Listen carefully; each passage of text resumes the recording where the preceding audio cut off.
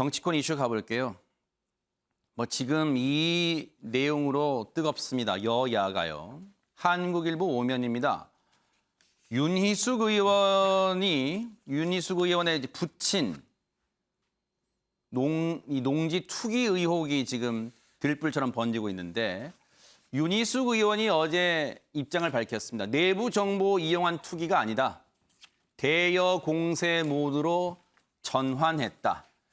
그러면서 여기 이제 사진 보세요. 이 국회 소통관에서 이제 기자회견 했는데 여기 보시면 이제 특정 이 금융기관의 이 로고가 밑바닥에 새겨진 이게 거래 내역을 들고 와서 자신의 어떤 결백 또 이번 사안과의 무관 또 내부 정보 이용한 거에 대한 무관 그런 걸 이제 강조한 겁니다. 그러면서 이제 다른 기사도 보겠습니다만 공수처의 자진조사 의뢰를 하기로 했어요. 이른바 언론들은 셀프 조사 이렇게 의뢰 이렇게 표현하고 있습니다. 부친 재산, 아버지 재산 정확히 모른다. 나와 무관하다.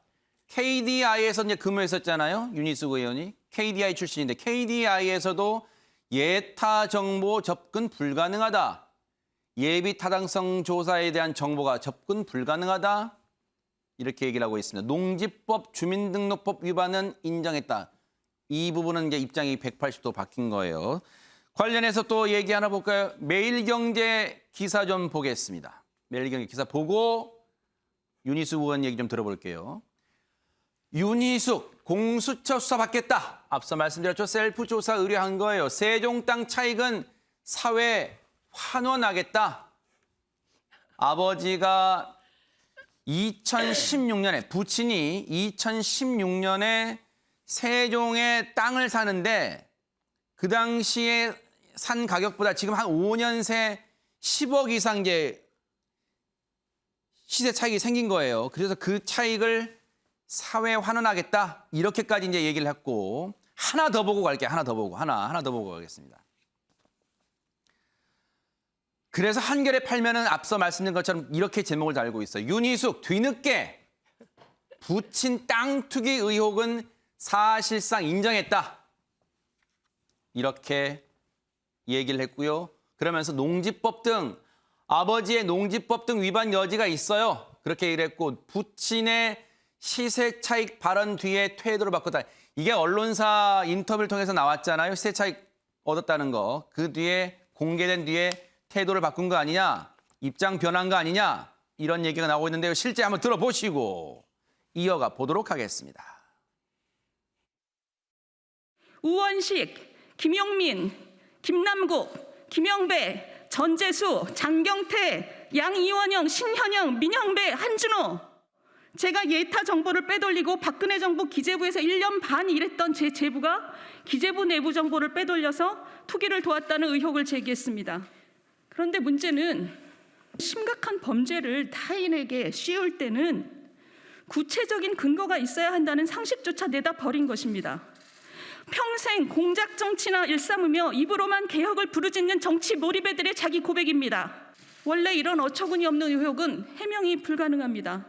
어떤 근거도 없기 때문에 반증이 불가능하기 때문입니다. 이게 이들이 정치를 하는 방법입니다. 그러니 저는 지금 저 자신을 공수처에 수사 의뢰하겠습니다. 공수처가 못하겠다면 합수본에 다시 의뢰하겠습니다. 지금 저렇게 이제 울먹이는 목소리, 그냥 억울하다는 입장인 것 같아요. 지금 울먹인다는 표현 여러 가지 의미가 있겠지만 어쨌든 울먹인 듯한 목소리로 결백을 주장했습니다. 한국개발연구원의 근데 윤희숙 의원이 실제로 2003년부터 2016년까지 한 14년간 근무를 했습니다. 이 팩트체크 차원에서 말씀드리는 거고요. 그리고 이제 부친이 세종에 부동산을 매입할 당시에도 당시에 이 해당 KDI에서 이 정책 개발 쪽의 부장 자리를 맡고 있었습니다. 그해 2016년 8월에 이제 KDI에서 나옵니다. 퇴임을 하는데 일단 그게 정황이에요. 그런데 그래서 KDI 때 근무 때 내부 정보 그리고 제부가 청와대 행정관 출신인데 그때 얻은 정보 뭐 이런 거 다 활용한 거 아니냐 이런 얘기도 제기가 됐습니다. 최민희 의원님. 그 우선은 지금 저 인터뷰를 보면요. 저게 잘못을 인정하는 사람 태도입니까? 왜 화를 내십니까? 누구도 윤희숙 의원 아버지께 땅 사라고 한 적 없고요. 윤희숙 의원 사퇴하라고 한 적 없습니다. 근데 저건 참 나쁜 정치하고 계신데 그냥 잘못을 인정하고 조용히 수사받으면 끝낼 일을 자신이 대권 후보 모두를 제키고 언론의 중심에 서서 모든 그 언론 보도를 집중시키려는 아주 나쁜 정치라고 저는 생각합니다. 그리고 이해충돌 문제는 이해충돌일 수도 있고 아닐 수도 있을 겁니다. 그러니까 그 부분은 본인이 공수처에 수사하라고 얘기하지 않아도 특수본이나 공수처가 수사하게 되지 않겠습니까? 그래서 본인이 뭐 수사해라 공수처가 하지 않겠다면 뭐 할 필요도 없는 말을 나와서 저렇게 국민들을 향해서 화를 내고 네. 상대당을 악마화시키면서 자기의 위기에서 벗어나려는 것으로 보여서 매우 불편합니다. 근데 네. 저는 뭐 이해충돌 문제 너무 큰 문제라 잘 모르겠고요. 근데 의혹은 제기할 수 있어요. 이분의 4가지 거짓말과 한 가지 이상한 태도를 지적하고자 합니다. 우선 첫째는 이분이 아버지가 농사 짓는 게 소망이어서 땅 샀다 그랬어요. 이거는 부친과 모친이 부정했습니다. 이 두 분이 나이가 아버지가 80세인데 80세 어르신이 3,300평 농사 지으면 이게 중농 규모거든요. 못 지어요. 그래서 저는 그 소망이라는 말이 나왔을 때 저건 뭔가 있다 이렇게 생각을 했거든요. 근데 두 분이 산단이 들어선다고 해서 이게 좀 값이 오를 것 같아서 샀다 이렇게 밝혔어요. 투기 인정한 인터뷰했죠. 겁니다. 네네. 첫째, 그 소망이라는 단어 거짓말이었고요. 두 번째는 2016년에 땅을 산 뒤 엄마가 아팠다. 그래서 이러저런 주민등록법상의 문제를 이제 말하자면 쉴드 치려고 했는데 그게 2016년이 아니라 최근이다. 이렇게 소작하시는 분이 얘기를 했습니다. 그리고 세 번째, 이 땅을 8월 초에 알았다고 얘기를 했는데 그 경장님께서 아니다. 땅 보러 오고 딸한테 간다고 말씀하셨다. 그럼 누가 진실입니까? 그다음에 네 번째, 새빵살이 했다 그랬거든요. 그래서 뭐 영수증을 제출할 수 없다. 집을 얻었다는 증빙 서류가 하나도 없습니다. 이건 다 거짓말 하신 걸로 보이고요.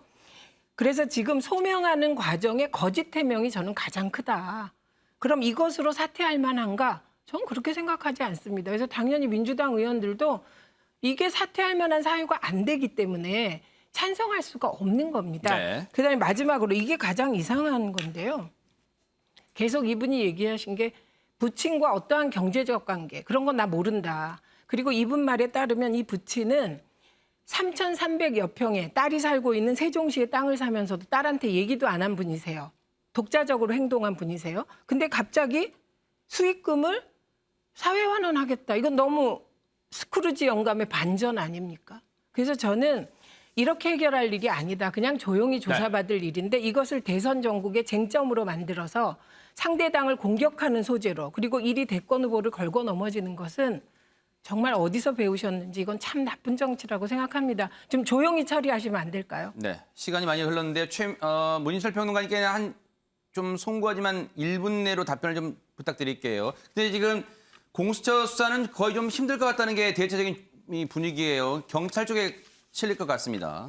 조사한다고 보도를 봤습니다. 그 다른 의원도 한 명, 그 열린 우리당의 의원도 함께 조사를 한다. 그러니까 조사할 것 같고요. 낮에 어제 윤석 의원이 기자회견할 때는 목소리가 되게 상기됐더군요. 그래서 이렇게 상기됐지 저렇게 이제 화가 많이 났겠지만 이제 초선 티를 못 벗는구나 이제 그런 생각도 했습니다만은 그 저녁 때 뉴스에 인터뷰 때 보니까 이제 많이 차분해졌더라고요. 근데 민주당 공격이 이렇게 셀까요? 그동안 윤희석 의원 때문에 많이 그 본인들이 아팠거든요. 꼭꼭 아픈 데를 콕콕 찔러주고 논리적으로 찔러주고 또 경제학적으로 찔러주니까 그 대응할 방법이 없었어요. 그런데 이 건이 생기니까 옳다 좋다 하고 이제 막 그 공격을 하고 있거든요. 세부적인 사항 저 세종시에서 네. 받은 것까지. 근데 민주당은 지금 그 윤희석 의원을 사퇴시킬 어떤 의지도 없고 자신도 없어요. 본인들이 그걸 바라지도 않습니다. 그래서 저는 국민의힘에게 한 가지 꼭 그 당부를 드리고 싶어요.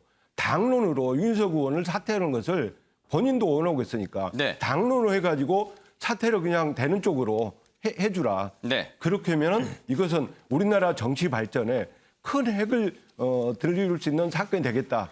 그런 생각을 합니다. 네. 자, 어쨌든 앞으로 이제 이 조사가 이루어진다고 하니까 한번 보겠습니다. 본인은 지금 이 결백을 주장하고 있고요. 자, 오늘 관심을 끄는 사진도 있었고요. 어디 보세요. 경향신문 오면 보니까 이 상황 보세요. 법무부 차관의 브리핑보단 뒤에 이분 보이세요? 무릎 꿇고 지금 우산 의전을 하고 있습니다. 무릎 꿇고 우산, 법무부 차관 과잉 의전 논란. 그런데 조선일보 제목을 하나 볼게요. 조선일보 일면입니다. 같은 우산 의전을 다루고 있는데 2021년 이 정부가 인권을 말하는 순간 지금 아프가니스탄 관련 이 도착하신 분들 진천 인재개발원에 도착한 걸 브리핑하는 과정에서 법무부 차관 뒤에서 이렇게 우산 두 손으로 우산 받쳐들고 있습니다. 유용화 교수님이 보실 때는 어떻게 보셨어요? 저희 법무부 분위기 같아요, 저게. 그러니까 이 공직사회가 자발성과 창의성이라든가 이런 걸 해야 되는데 어떻게 저런 대통령도 저런 일을 감히 할 수가 없는 거 아니에요? 어느도 국회의원도 우리 사회 권력자들도 감히 할 수. 네. 재벌회장도 저렇게 못할 거요? 참고로 이거 하나 보여드릴까요? 네? 문재인 대통령도 이렇게 우산 씁니다, 직접. 이게 2019년 G20 정상회의 순방 때 모습인데 그리고 해외 정상들도요 다 이렇게 우산 써요. 저게 법무부 차관이 지금 뭡니까 이게? 시계 상당히 아직도 고질적인 부분들이 저분의 부모님 보셨으면 얼마나 지금 속이 탈 거예요. 공직사회에 남아있다. 라는 부분에 저는 이 고위공직자들 특히 이제 그 법무부에 계신 분들이라든가 반성하고 성찰할 문제다. 그러나 이건 상당히 특이한 현상입니다. 네. 예. 몰랐다는 말로 발뺌하지 마시고 진짜 반성하시기 바랍니다. 아침의 멜경 여기서 마치겠습니다. 고맙습니다.